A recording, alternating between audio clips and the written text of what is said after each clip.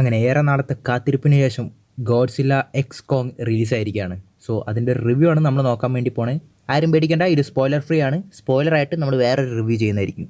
കഴിഞ്ഞ പടത്തിൽ, അതായത് ഗോഡ്സില്ല വേഴ്സസ് കോങ്ങിൽ തന്നെ ഹ്യൂമൻ ഇൻറ്ററാക്ഷൻ കുറവായിരിക്കും. അതായത് നമ്മുടെ കോങ്ങിനെ ബേസ് ചെയ്തിട്ടായിരിക്കും മൊത്തം ഫോക്കസ് ചെയ്ത് പോയിട്ടുണ്ടാവുക.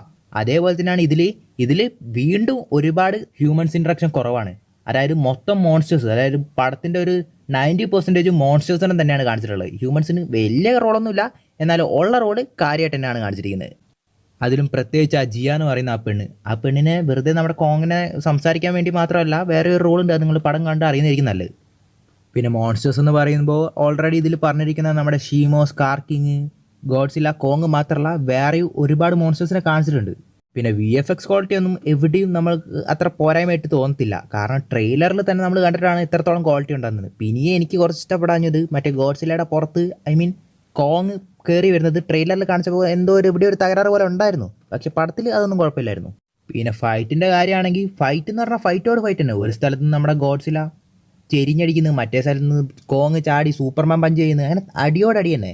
ഇതിൻ്റെ ട്രെയിലറിൽ തന്നെ ഒരു കാര്യം പറഞ്ഞിട്ടുണ്ടാവും. അതായത് കഴിഞ്ഞ പ്രാവശ്യം നമ്മുടെ ഗോഡ്സിലയും കോങ് കണ്ടുമുട്ടിയപ്പോൾ തന്നെ ഏതാണ്ട് നമ്മുടെ കോങ്ങിൻ്റെ എൻഡായിരുന്നെന്ന്. ഇതിൽ ഒരു റീമാച്ച് നടക്കുന്നുണ്ട്.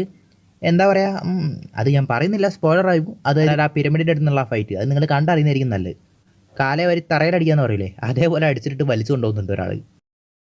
പിന്നെ നമ്മുടെ സ്കാർക്കിങ്ങിൻ്റെ വില്ലൻ, ഒരു വില്ലൻ എന്ന് പറഞ്ഞാൽ എങ്ങനെ ആയിരിക്കണോ അതേപോലെ തന്നെയാണ് വില്ലൻ ഉള്ളത്. പിന്നെ നമ്മുടെ കഥയൊക്കെ ഏതാണ്ട് നമ്മൾ ട്രെയിലർ ബ്രേക്ക് ഡൗണിലൊക്കെ ഗസ് ചെയ്ത പോലെ തന്നെ തന്നെയാണ്. അതായത് ആ ഷീമോനെ എങ്ങനെയാണ് ആ ക്രിസ്റ്റലൊക്കെ വെച്ച് കൺട്രോൾ ചെയ്യുന്നതൊക്കെ നമ്മൾ ഓൾറെഡി പറഞ്ഞിട്ടുള്ള പോലെ തന്നെയാണുള്ളത്.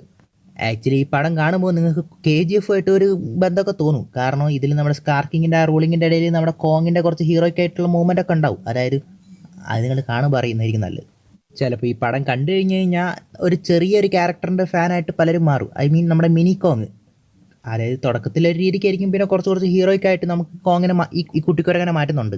സംഗതി അതൊരു മിനി കോങ് ആണെങ്കിലും ചെറുതാണെങ്കിലും അത്ര ചെറുതൊന്നുമല്ല. അതായത് മനുഷ്യന്മാരെ കമ്പയർ ചെയ്ത് നോക്കുമ്പോൾ അത്ര ചെറുതൊന്നുമല്ല. പിന്നെ ഇതിലൊരു മെയിനായിട്ട് എനിക്ക് മൈനസ് പോയിന്റ് ആയിട്ട് തോന്നിയത്, അഫ്കോഴ്സ് ഹ്യൂമൻ ഇൻട്രാക്ഷൻസ് കുറവാണ് ഞാൻ പറഞ്ഞു. അതായത് മെയിൻലി മോൺസ്റ്റേഴ്സിനെ തന്നെയാണ് കാണിക്കുന്നത്. സോ ഈ ഹ്യൂമൻ ഇൻട്രാക്ഷൻസ് കൂടുതലുള്ളപ്പോഴേ ഈ ഹ്യൂമൻസിനേക്കാൾ ഇത്രയും വലുതാണ് ഈ മോൺസ്റ്റേഴ്സ് നമുക്ക് ഇടയ്ക്കിടയ്ക്ക് തോന്നത്തുള്ളൂ. ഇത് ഫുൾ ടൈം മോൺസ്റ്റേഴ്സിനെ കാണിക്കുന്നതുകൊണ്ട് തന്നെ ജസ്റ്റ് ഒരു കുരങ്ങൻ്റെയും വലിയുടെയും പടം കാണുന്ന പോലെ തന്നെ ഉണ്ട് ചില സമയത്ത്.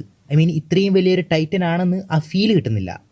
ചുരുക്കത്തിൽ പറയുകയാണെങ്കിൽ പടം കാണണോ വേണ്ടയോ എന്ന് ചോദിച്ചു കഴിഞ്ഞാൽ, അഫ്കോഴ്സ് നിങ്ങൾ ഒട്ടുമിക്ക എല്ലാ സീനുകളും TV സ്പോട്ടിൽ കണ്ടു കഴിഞ്ഞിട്ടുണ്ടാവും. എന്നാലും കുറേയൊക്കെ ഇതിലുണ്ട് ഇനിയും കാണാൻ വേണ്ടിയിട്ട്.